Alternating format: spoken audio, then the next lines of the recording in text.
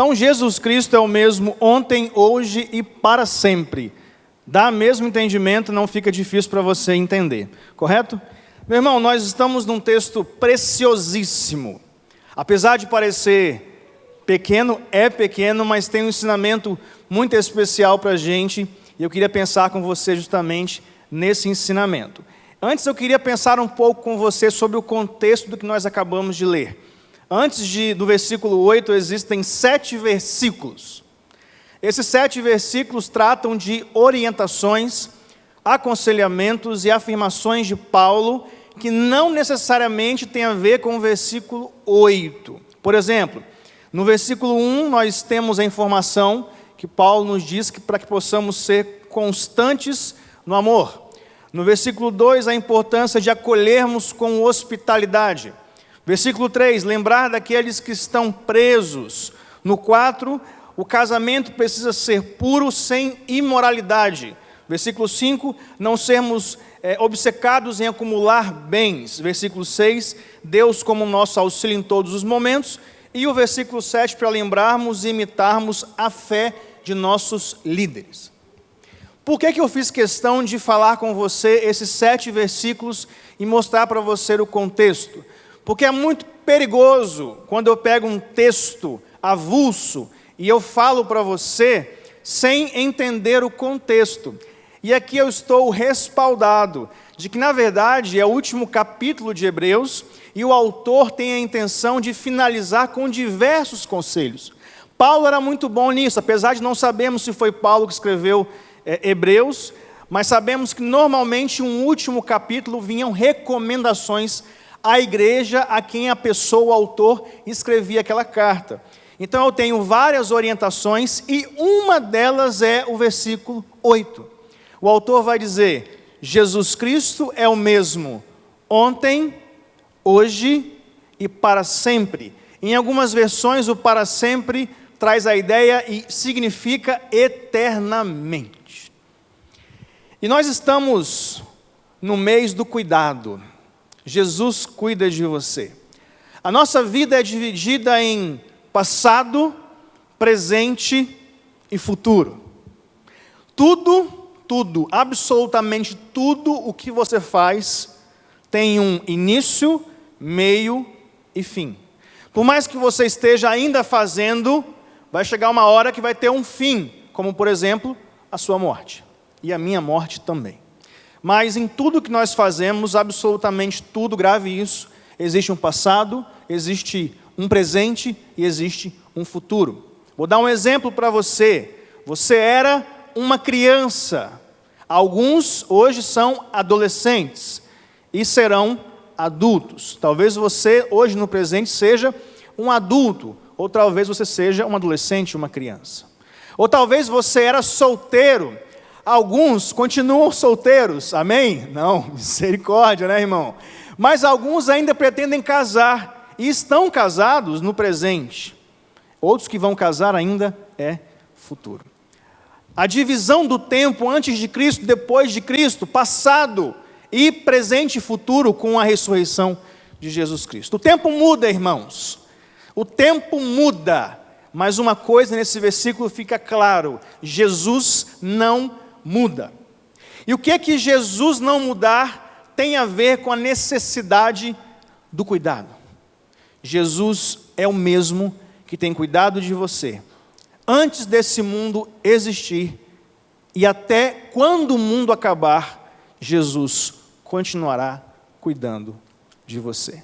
E nesse texto existem 3 lições preciosas, 3 ensinamentos preciosos para a nossa vida, para você ver o cuidado de Jesus na sua vida e na minha vida.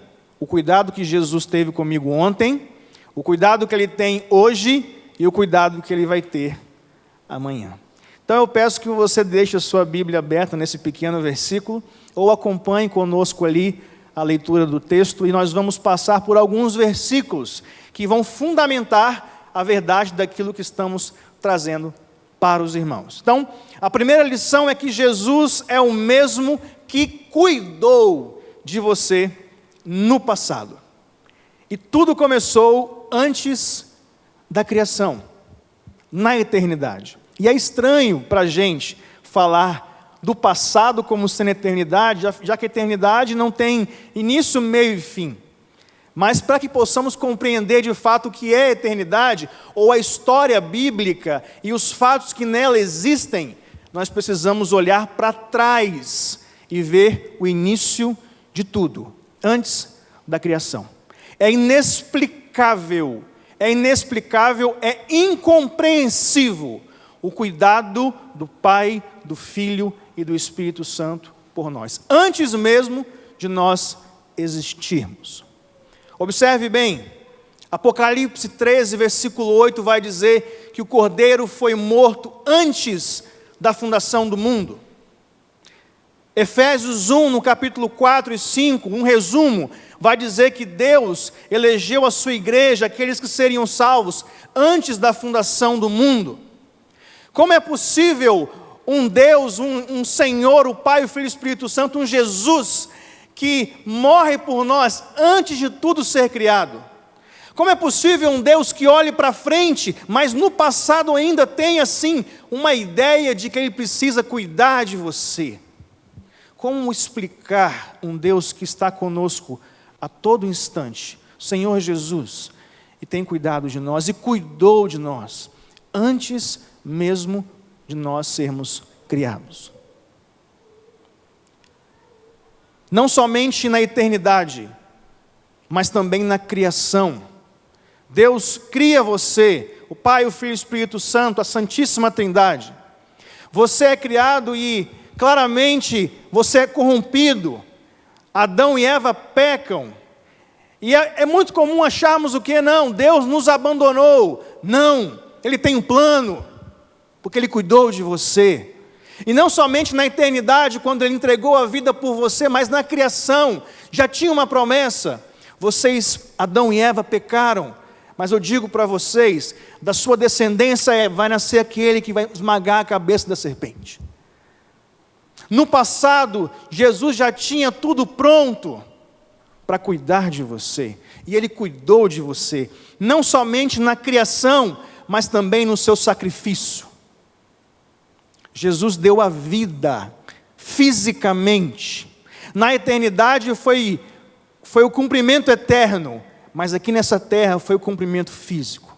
Jesus morreu por mim e por você. Jesus, no ato de redenção da humanidade, Ele estava cuidando de mim e de você. Mas eu não existia ainda, mas Ele estava cuidando de mim e de você, porque Jesus é o mesmo que cuidou de nós no passado. Você já parou para refletir nisso? Nós vivemos muito o presente e mais, se possível, o futuro. E às vezes não damos conta da importância que a história nos traz, dos fatos que marcaram a vinda de Jesus para morrer, para ressuscitar, para cuidar de nós, para nos salvar. Quanto vale uma vida, meu irmão? Quanto vale a sua vida? Para algumas pessoas, uma vida vale R$5. Para algumas pessoas, uma vida vale uma dívida de droga.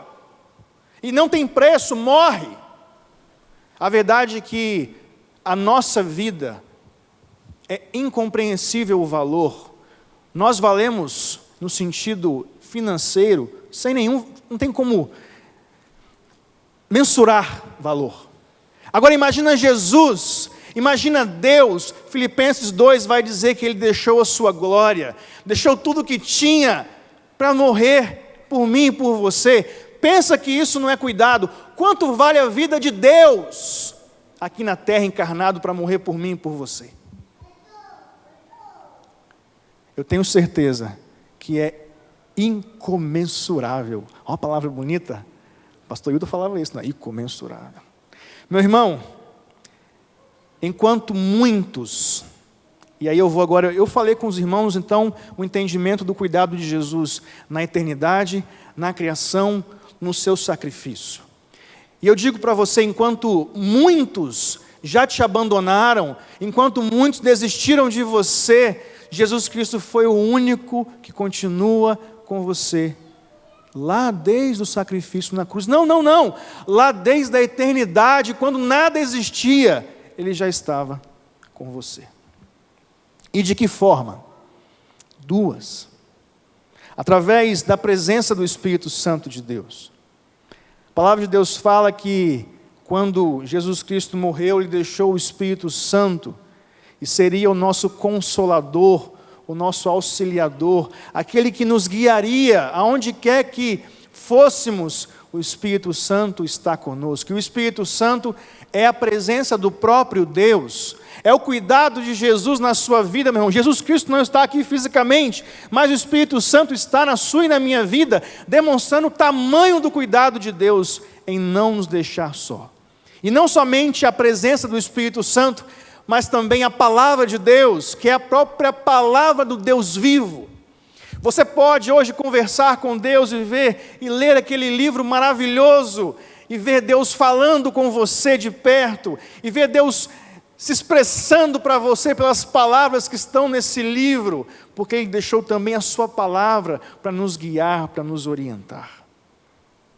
Infelizmente, muitas pessoas, e alguns estudiosos, algumas pessoas que não creem em Jesus, seguem uma linha, um entendimento de que Deus criou a humanidade e nos deixou aqui abandonados. O nome disso é deísmo. Eles pregam que só é possível conhecer a Deus pela razão e que Deus não tem o conhecimento e não se relaciona, na verdade tem o conhecimento, mas Ele não quer estar aqui conosco. Que Deus é esse, meu irmão? Não é o meu Deus, não é o meu Jesus.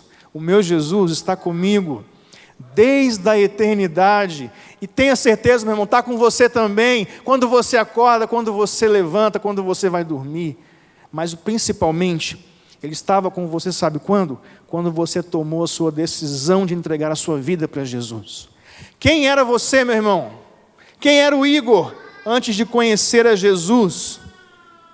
Talvez eu era uma pessoa afastada dos caminhos de Deus, absurdamente, vivi uma vida de pecado, uma vida longe da presença de Deus, e o Espírito Santo convenceu meu coração, porque Jesus Cristo cuidou de mim naquela cruz.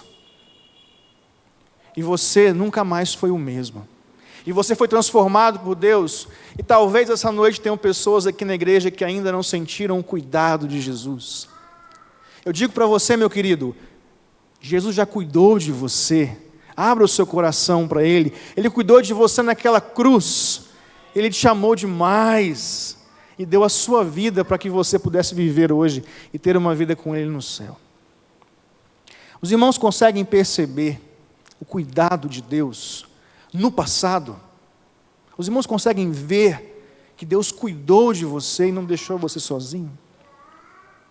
Isaías 53:6 vai dizer: todos nós andávamos desgarrados como ovelhas, cada um se desviava pelo seu próprio caminho, mas o Senhor fez cair sobre ele, Jesus, a iniquidade de todos nós. Esse foi o maior cuidado de Jesus por você. Tirar do seu ombro o peso do pecado. Vinde a mim todos os que estão cansados e sobrecarregados, e eu o quê? Vos aliviarei. Isso não é cuidado, meu irmão? Tirar o peso do seu ombro, tirar a carga que segue nas suas costas e trazer para Ele mesmo, fazer você andar livre, leve, solto com Jesus. Que amor é esse? Jesus cuidou de você. O segundo ensinamento, a segunda lição da palavra de Deus é que Jesus é o mesmo que cuida de você no presente. Os pontos estão muito na cara, né? Vai falar do passado, do presente e do futuro. Mas isso é importante para a sua vida. Jesus é o mesmo que cuida de você no presente.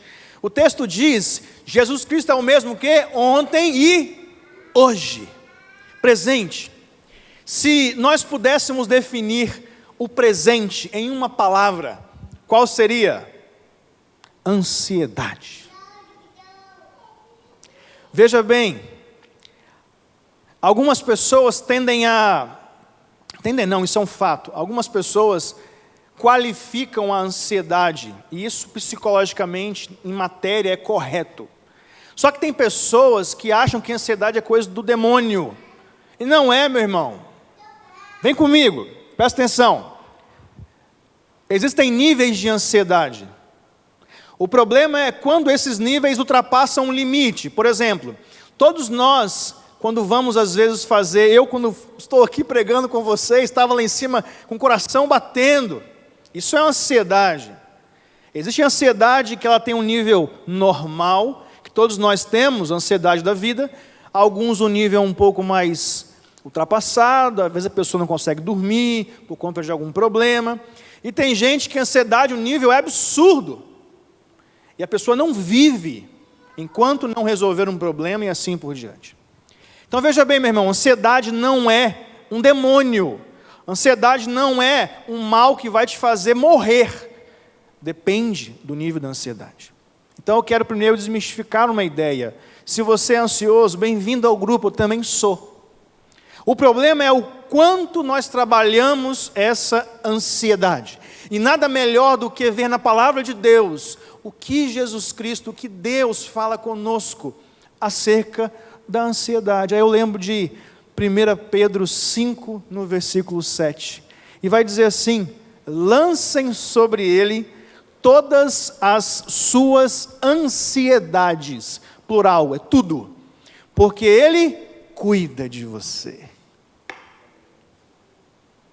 Meu irmão, eu sou ansioso também, fica tranquilo, você não está sozinho nesse mundo não, estamos juntos, mas nós temos um Jesus que cuida de nós hoje, que está conosco hoje, que anda com você onde quer que você esteja, e não importa o que vem lá na frente, que muitas vezes nós não sabemos, confie, creia que Jesus está contigo, e se você sentir aquele incômodo da ansiedade, deixa vir, você é um ser humano, mas isso vai passar. Agora, se de fato isso tem incomodado você absurdamente, a ponto de você não conseguir dormir, aí eu oriento você com tranquilidade, procure um profissional para te ajudar, mas antes procure o Senhor.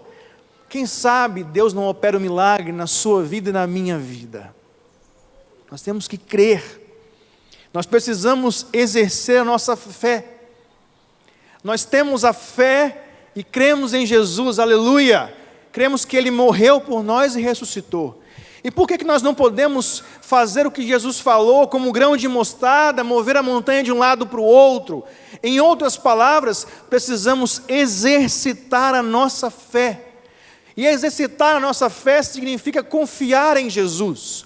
Entregar os teus planos, a tua vida, a tua ansiedade a Jesus, sabendo que Ele tem cuidado de você. Quantas vezes nós pecamos contra Jesus, o que Ele faz? Nos estende a mão. Por quê? Porque Ele tem cuidado de nós no presente. Estou dizendo que Jesus, Ele concorda com o pecado? Não. Estou dizendo que Ele está te dando uma segunda chance, sempre, sempre, até que Ele volte para nos buscar.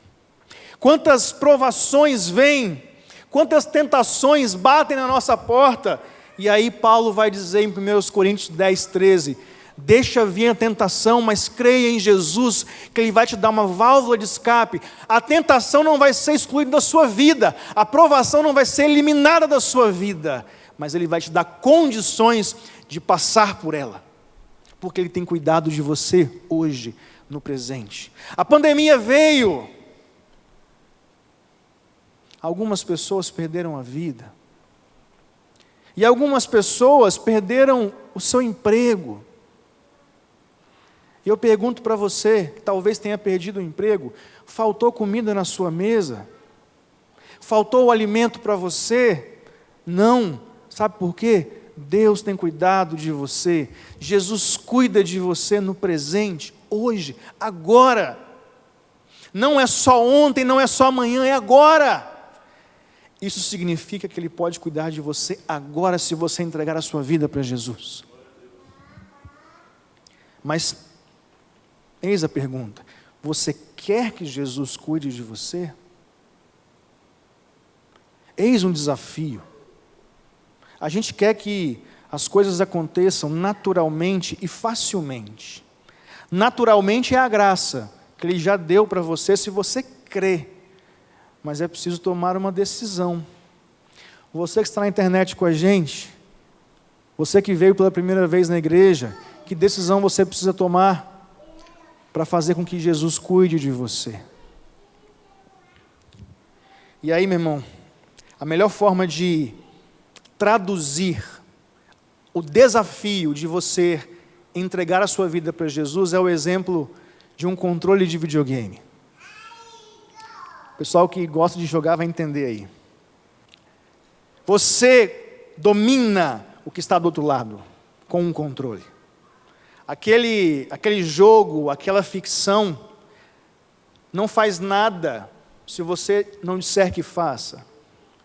Esquece jogar contra a máquina, estou falando um exemplo, tá? Mas você domina aquele jogo. E se você disser para a esquerda, vai para a esquerda, para a direita, para a direita. Eu fiz o inverso, né? Mas tudo bem. O controle está nas suas mãos. Meu irmão, pegue esse controle e entregue para Jesus. Deixa Ele jogar para a esquerda, para a direita. Deixa Ele guiar a sua vida. Deixa Ele guiar os seus planos, tudo na sua vida. Não é só um momento, mas é tudo. Eu vou dar outro exemplo para você. Você dirige um carro, é motorista, e você tem uma condução do seu carro. Você freia, você acelera, você... Pegue esse volante, saia do seu lugar e sente no carona. Melhor, sente no banco de trás, fica mais confortável. E deixe Jesus Cristo dirigir a sua vida, meu irmão. Isso é confiar em Deus e deixar que Ele cuide de você hoje. Hoje, agora, não é amanhã. Antes de eu entrar no seminário, escute o que eu vou dizer para você entender o que é confiar em Deus, para você entender o que é viver o presente hoje. Pode pensar no amanhã, mas vive hoje.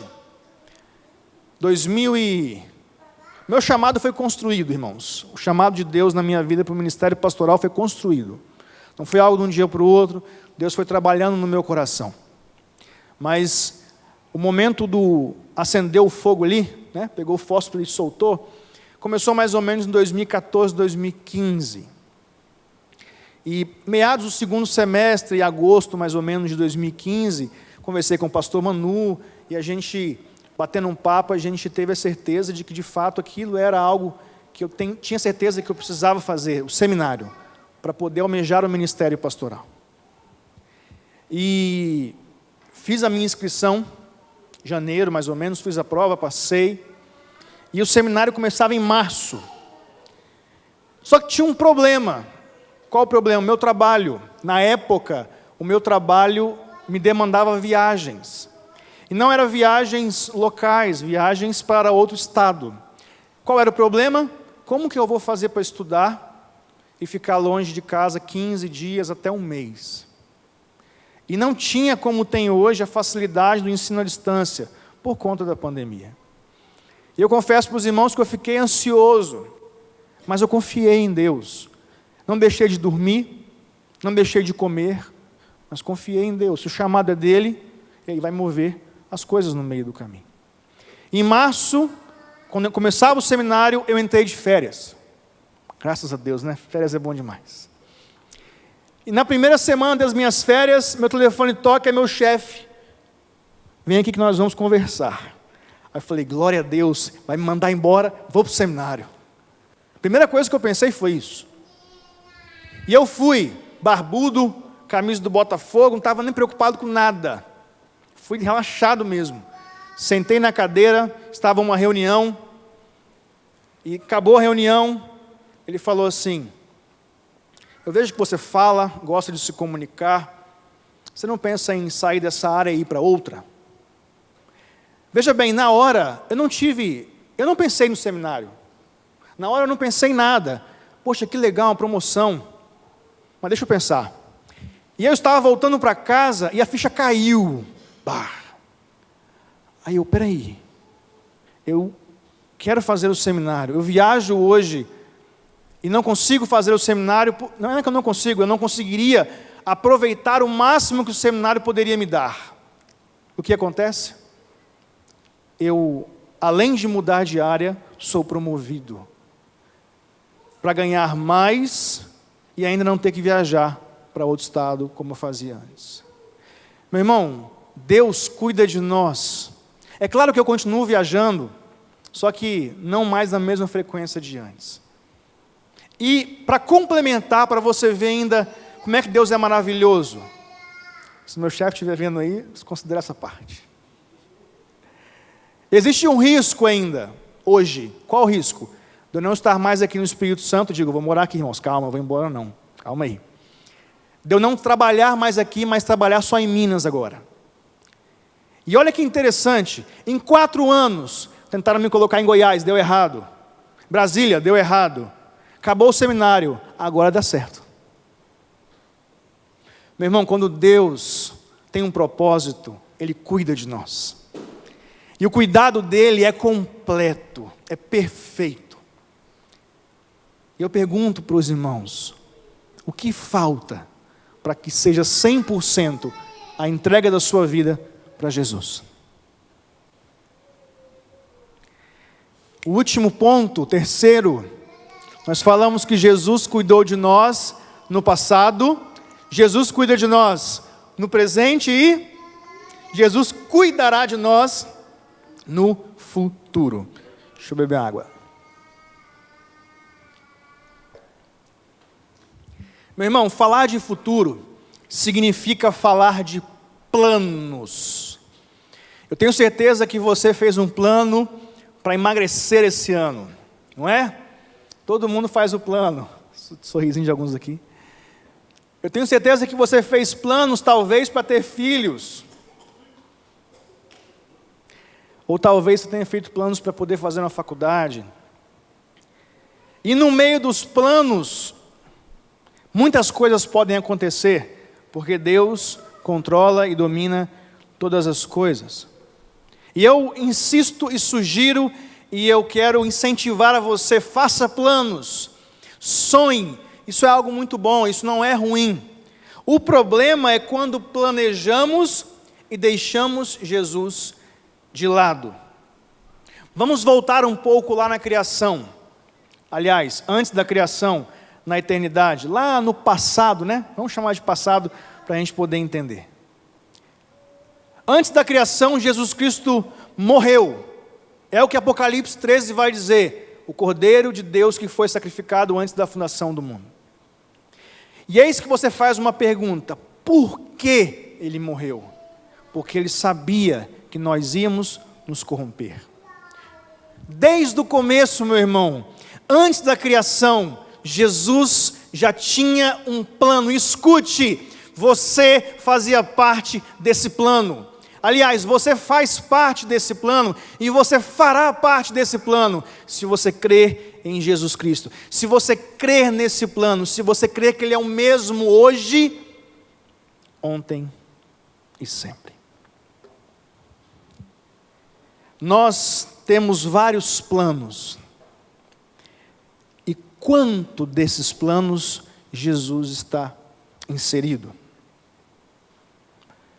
Planejamento de filhos, planejamento de emagrecer, coisas pequenas, irmãos. A gente acha que Deus só se preocupa com coisas grandes, com um coxo andar, com o carro pegar sem motor.